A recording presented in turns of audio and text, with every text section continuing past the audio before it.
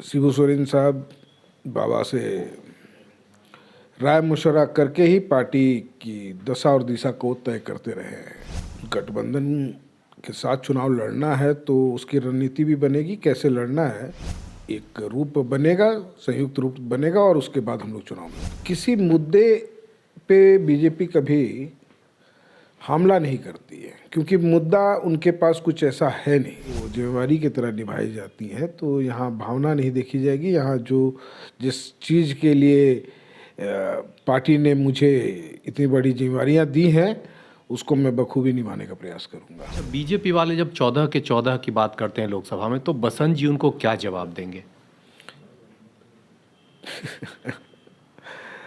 हमारे साथ बसंत सोरेन जी हैं, जिन्होंने मंत्री पद की जिम्मेदारी संभालने के बाद लगातार विभाग के अधिकारियों के साथ बैठक भी कर रहे हैं। अभी पथ निर्माण की बैठक हुई है। बसंत जी, सबसे पहले तो मंत्री बनने के लिए आपको बहुत बहुत बधाई। धन्यवाद। विभाग की बैठक आपकी तरफ से शुरू हो गई है, आज पहली बैठक होगी अधिकारियों के साथ।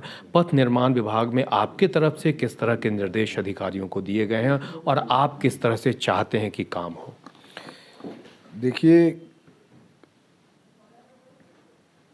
आज मैंने समीक्षा की और जानने का प्रयास किया कि क्या इनके विज़न है और पुराना क्या विज़न रहा है, क्या सोच थी, उन सारी चीज़ों का जायजा लिया मैंने आज। और विज़न एकदम क्लियर है।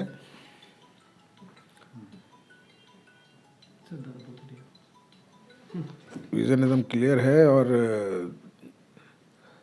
हेमंत जी के सरकार के टाइम में काफ़ी महत्वपूर्ण योजनाओं को उनके द्वारा निर्णय लिए गए, वो भी आया मेरे पास और वो काफ़ी सराहनीय है, जिससे इस राज्य को एक नया आयाम, एक नया विकास की ओर ले जाता हुआ दिखा मुझे। तो उसी को एग्जीक्यूट करने के लिए और क्वालिटी अच्छी हो, लोग अच्छे हों, यही निर्देश हुआ है अभी तो। बाकी हम लोग बाकी चीज़ों को आगे देखेंगे और उस पर काम करने का प्रयास करेंगे। भवन निर्माण से लेकर जल संसाधन विभाग, इन विभागों में भी आपने ज़रूर कुछ अपने तरफ से सोच के रखा होगा कि कैसे और तेज़ी से काम को ग्राउंड पे उतारना है, क्योंकि फ़िलहाल 1 साल का समय है जिसमें चुनाव भी सामने है। जी, देखिए, सोच तो है ही अपनी, लेकिन मैं पहले ये देखना चाहूँगा कि पिछली जो हेमंत जी ने क्या क्या इन लोगों से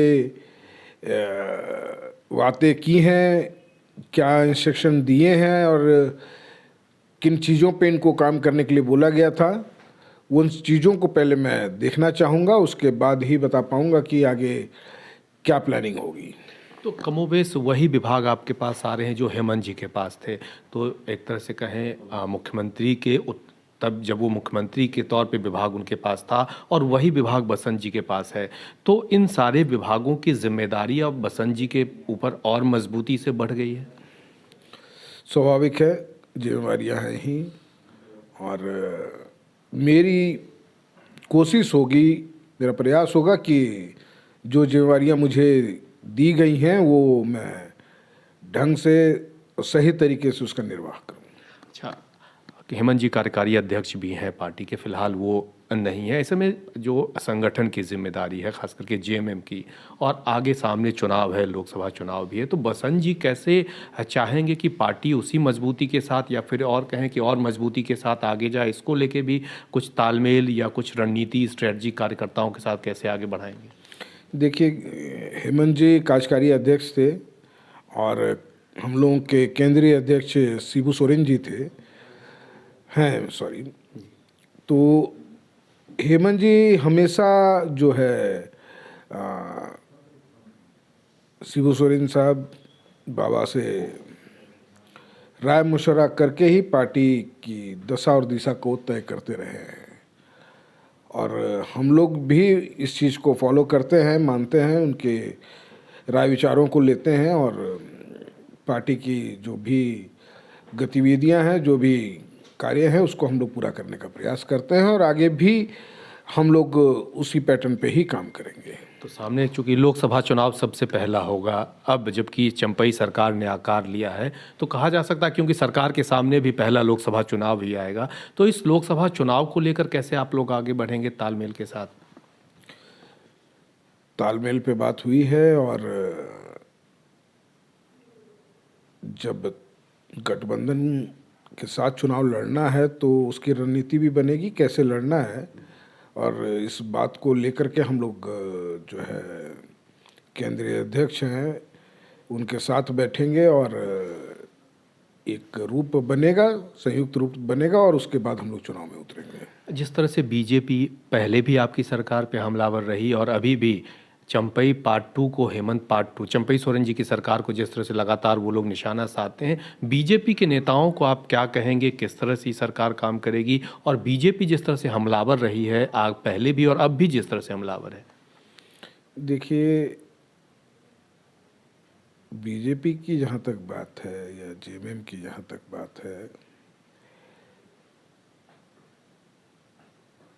किसी मुद्दे पे बीजेपी कभी हमला नहीं करती है, क्योंकि मुद्दा उनके पास कुछ ऐसा है नहीं। और हम जो हैं एक उन मुद्दों को लेकर के ही जाएंगे जनता के बीच में, जो मुद्दे, जो भरोसा, जो विश्वास हम लोगों ने अर्जित किया था 2019 में, और जो हमने पूरा भी किया, और जो बाकी रह गए हैं उसको करने का प्रयास कर रहे हैं। तो मुद्दे हमारे पास नहीं है, हमने तो करके दिखाया है। लेकिन पिछली जो सरकार थी, भाजपा सरकार, वो कैसे किस चेहरे के साथ जनता के पास जाएगी, ये देखने का विषय होगा। इसको हम लोग देखेंगे। अच्छा, बीजेपी वाले जब 14 के 14 की बात करते हैं लोकसभा में, तो बसंत जी उनको क्या जवाब देंगे? देखिए, बड़बोलेपन का तो उनका शुरू से रहा है, तो देखेंगे।